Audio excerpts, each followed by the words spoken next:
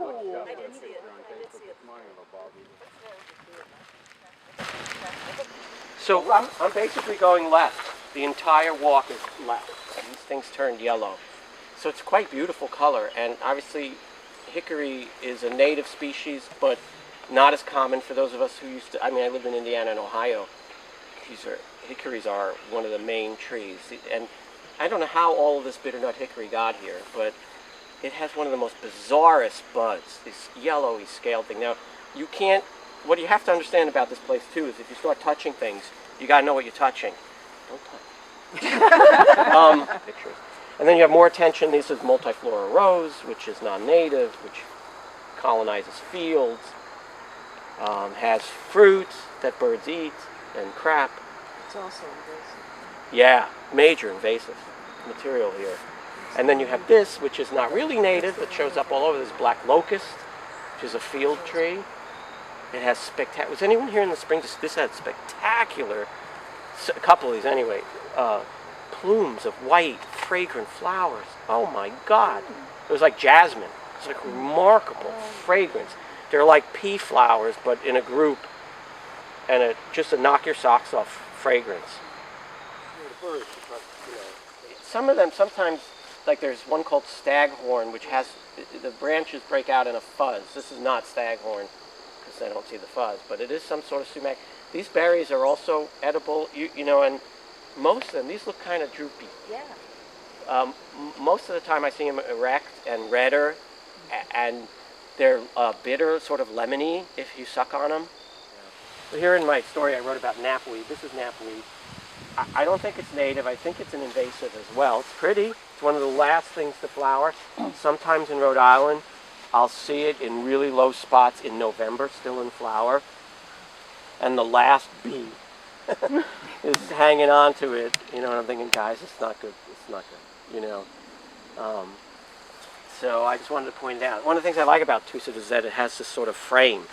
There's the low pink stuff, and then there's the middle goldenrod. The goldenrod was spectacular earlier this season. So this was still yellow last week. This made a really nice contrast, because this was all green. So now it's starting to go.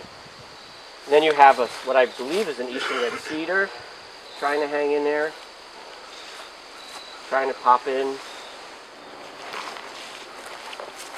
These are actually called, there's a mix here. You have a couple of Norway maples that look exactly bark-like. You have to be careful. This is a Norway maple, right? This tree on my right. This tree is a bitternut hickory. But if you're a casual observer, you'd be like, they look pretty close, bark-wise. This is a bitternut hickory when it gets big. Yes. This is spice bush. Oh.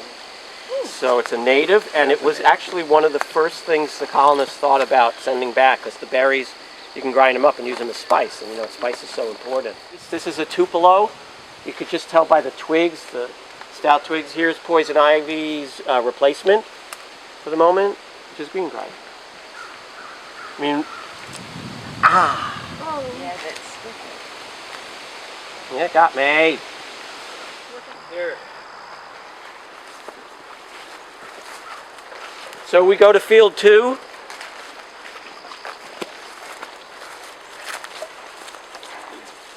The goldenrod has been spectacular here. This just fantastic goldenrod, and very little of it's left. But when you find it, you usually find the bugs on it. Yeah, I don't know if this is the stick. You're right. There are burrs. This is not a burr, but you're right. There are burrs. Yeah, I got a dog, Woody the Shih Tzu, who I usually send forward to find out what's ahead. Maybe he doesn't come back. But here you see what I mean with the leaves. Look at the way they spin. So we should all just lay down and look up. Yeah, this is very pretty. I would imagine. I'm going to try just something here. Blue up there. Oh yeah. I'm not sure what that is, but that's quite blue. Wow. That's interesting that they're just there in blue. I don't know what that is. But then you have a cedar, I think it's cedar or juniper. And it's obviously playing host, unfortunately, to all sorts of viney things. sure enough. So you got these other kinds of ferns. You have at least 2 or 3 types here. Jerry points out a holly. Oh, cool. And there are Native American hollies that you pop up. I just think it's an incredibly cool native plant, and this looks exactly like one.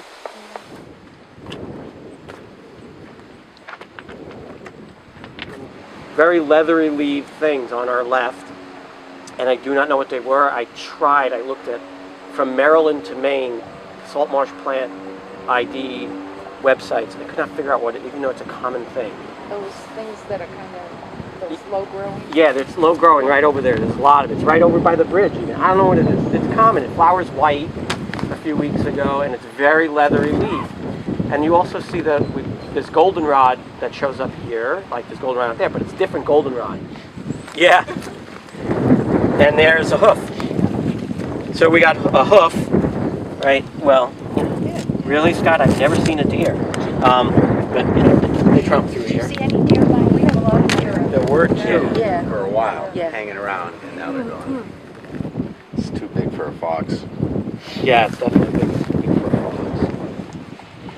fox. So this is just one of the great trees, I think, around here. It's, like I said, it has fruit.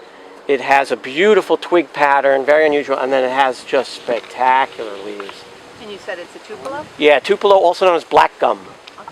Is that where Tupelo, Indiana's named after? I believe it is. This is the same tree. And Tupelo honey. Though I don't know how you know where your honey came from, but Tupelo, you know, there's a lot of, yeah, that's it. I know, I was incredulous. I learned this like 30 years ago, and I was like, this can't be the same tree that they named, you know, in the South, and it's so, you hear the name, it's prominent, it's part of the lore and stuff, Yeah. and I was told, at least by my college educators, yes it is. Do birds attack snakes? Oh yeah, hawks do. Hawks. I don't know if other birds do like blue jays. A blue jay will eat a snake. Yeah. I've seen a blue jay eat a little shark A little snake. one, yeah. I don't think in general like a robin that gets upset or another bird that gets gonna. I don't know, maybe so, but I definitely like a red-tailed hawk. A lot of birds, a lot of hawks. They eat would totally snakes. eat Oh, it. totally. Yeah. Any Does it mongoose taste like here? chicken? I was eating them the other day. You have grapes, because I can smell them when I go down by you. The Yeah. Concord grape fragrance is amazing. Yeah. It's unbelievable. Yeah. People on the bike path Yeah. tell me You swoon. that whenever they walk by my house or ride by my Yeah. house, they just smell these Yeah. grapes. But you know, it's a funny thing, I never knew it, but my bees are like going crazy on those grapes, sucking the juice and bringing it back. And I think they treat it like nectar, Yeah. you know? Yeah, I think it's just, yeah, so you see the art and the landscape and the beauty. It's very nice. There's just so much stuff here. It's an oak. I believe it's a red oak. Pretty sure it's a red oak. And it's being eaten. Okay. Something is definitely eating it. I don't know what. And here's some more stouter. Here's a little stouter, a bit of a stouter sumac berry. The milkweed comes up too in a second. On the right, there's going to be a lot more milkweed, which is good for the monarch and for other species. And there are the crows. Oh my goodness. There they are. Yeah, they're all flocking. Yeah.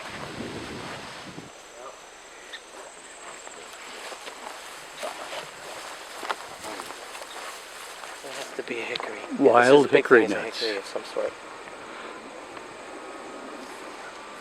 Yeah, so you could split them open. Oh, these are rotted. They're very light in weight. Yeah. But there were nettles. Maybe they're coming up. And if anyone wants to experiment with the potency of a nettle, No thank this is a good opportunity. Yeah, they do sting. you. They sting? Yeah, well, you have to touch it. This is just another good spot for birds. I've seen in the winter birds pop out and pop back in here. Some more maple. It has a different leaf with these veins. It has a different vein pattern. And it just shows you, I don't know what it's doing here. It's an ornamental. You'll see it in Providence here and there. We're back where we started. Thank you. Yeah. Oh, you guys are really nice.